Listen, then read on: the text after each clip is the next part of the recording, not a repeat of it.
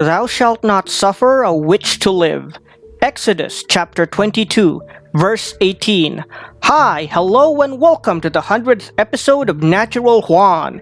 This time around, I've prepared something both interesting and thought-provoking as our topic. Now, we're going to take a look at and discuss the infamous Salem witch trials.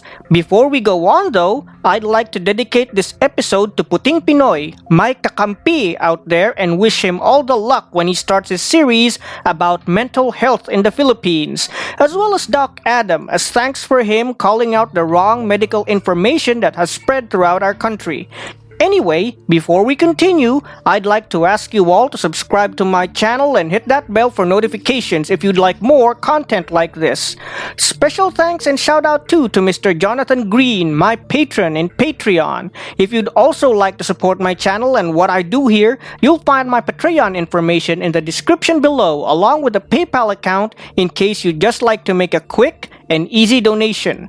Okay, so with all that out of the way, time to get ready to step backwards in time in the early days of the United States when superstitious fears were almost a fad. The Salem witch trials were a series of hearings, prosecutions, and yes, trials that were held from February 1692 to May 1693 against groups of people that were accused and suspected of practicing witchcraft in Salem, Massachusetts.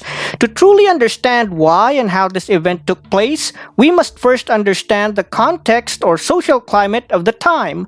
Most importantly, though, we must understand the concept of witch hunts, which were sadly all too common back in the 17th century. To make a really long story short, witches were a hated lot in Europe and were hunted wherever they were found.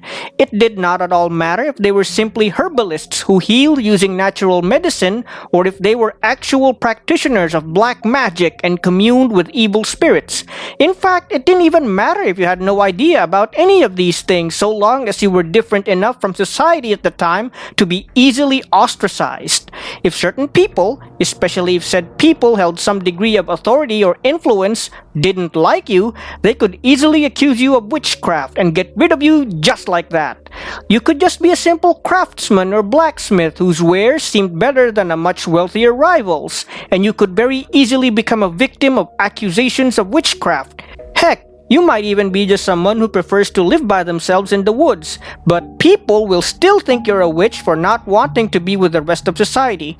In those turbulent days, there was what was called a witchcraft craze, wherein everyone was suspicious that just about anyone they could meet was a witch. In the American colonies, though, while witches were feared, it had not yet reached the fever pitch that Europe had where people were burned at the stake for suspected witchcraft. Of course, this would all change with the Salem witch trials. And oh boy, would it ruin a lot of people's lives. It all started on January 1692, when two girls, Betty Paris, age 9, and Abigail Williams, age 11, were reported to be acting strange by their family. They seemed to be experiencing worse than normal epileptic fits and uttered strange sounds while throwing things about and contorting their bodies into strange positions. When sufficiently calmed, the girls would complain of being pricked by pins and needles all over their bodies. When doctors found nothing physically wrong with the young girls, accusations of witchcraft began to be thrown around the Puritan community they were a part of. To explain, Puritans were some of the early European settlers that came to North America after it was discovered. These were very religious people, and many of them believed that their passage to the continent was a gift from God. Unfortunately, a lot of them were also illiterate and/or uneducated, allowing them to be easily manipulated by superstitious fears. This meant that once rumors and accusations of witchcraft started being thrown about, a lot of people were more than happy to jump onto the bandwagon. One of the first victims of accusations of witchcraft was the slave Tituba, who allegedly involved Betty and Abigail in demonic rituals. According to the rumors that rampantly spread throughout the colonies, Tituba bewitched the girls' minds with ideas of magic and sexual power, leading them to becoming possessed by demons. The allegations even went as far as Tituba teaching the girls how to have sexual intercourse with devils and other monsters. A lot of other women were also accused of having used black magic on Betty and Abigail, but Tituba was a prime target because of her low social status, her native ethnicity, and her lack of a voice in court. In the end, Tituba would just be sold as a slave again to a different master, though one must ask whether executing her would have been more merciful than having her sold as a slave again.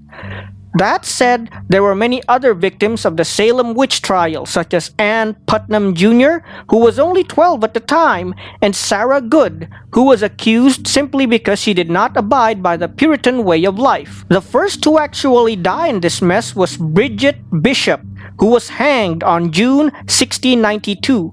She was followed by 18 others who were also hanged, but then there were over 150 others who came after in the wake of the trials. One of the most infamous victims of the Salem witch trials was the 81-year-old farmer Giles Corey, who was tortured to death.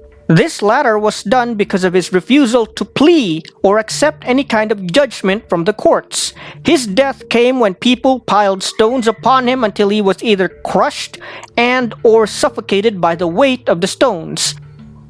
Luckily, by 1693, interest in the trials began to dwindle, leading others to doubt the veracity of the claims leveled against the accused. While there were many who were still accused of witchcraft and awaiting their sentences, the Superior Court of Judicature dismissed all their charges and declared them all not guilty by late April. Finally, to clear all their names, the courts reversed the accusations against the remaining victims in 1697 and even provided them with a restitution worth about £600 in 1711. Truth be told, there were a lot of interesting tidbits that pointed to the whole affair not being supernatural in the slightest. For instance, in the case of Ann Putnam Sr., the mother of the 12-year-old girl mentioned earlier, there was a lot of enmity between her and the Porter family, who envied her prosperity and often claimed that she too failed the Puritan way of life. There were a lot of other peculiar things that were considered evidence at the time, such as the touch test and what was called spectral evidence. To explain, the touch test involved the alleged victim of witchcraft having a seizure or fit, and the alleged witch. If the victim's seizure stopped when the suspect touches them, then it is to be assumed that the suspected witch is a true witch. The concept of spectral evidence involves someone dreaming of being attacked by another person in their sleep. Whoever the victim dreamed was attacking them is to be assumed a witch because only the devil could give that kind of power to harm another person while they slept. There were even other, even more ridiculous tests that more than a few of the judges were wary of, such as Tituba, the slave woman mentioned above, making what was called a witch cake for the girls, and witch teats, which were all too often just irregular or uncommon birthmarks. Unfortunately, for a lot of people caught in the hysteria of the Salem witch trials, the recipe for a cake with unconventional ingredients and or having an odd mole in an odd part of your body meant you were probably a servant of the devil. The whole event would be forever remembered as one of the darker parts of American history, and many today agree that a lot of the charges leveled against the accused was either unlawful or unacceptable.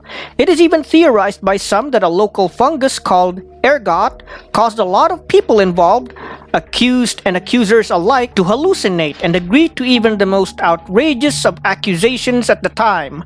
Whatever the case, due to the unwarranted and inhumane deaths of many victims, it is a lesson on what ignorance, hatred, jealousy, and a little hallucinogen can lead a person into.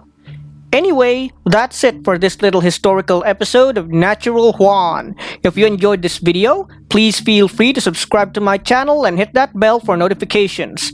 Also, if you'd like to support me and what I do on this channel, you can check out my Patreon information in the description below. It even includes a PayPal account in case you'd just like to make a quick and easy donation. Natural Juan, out.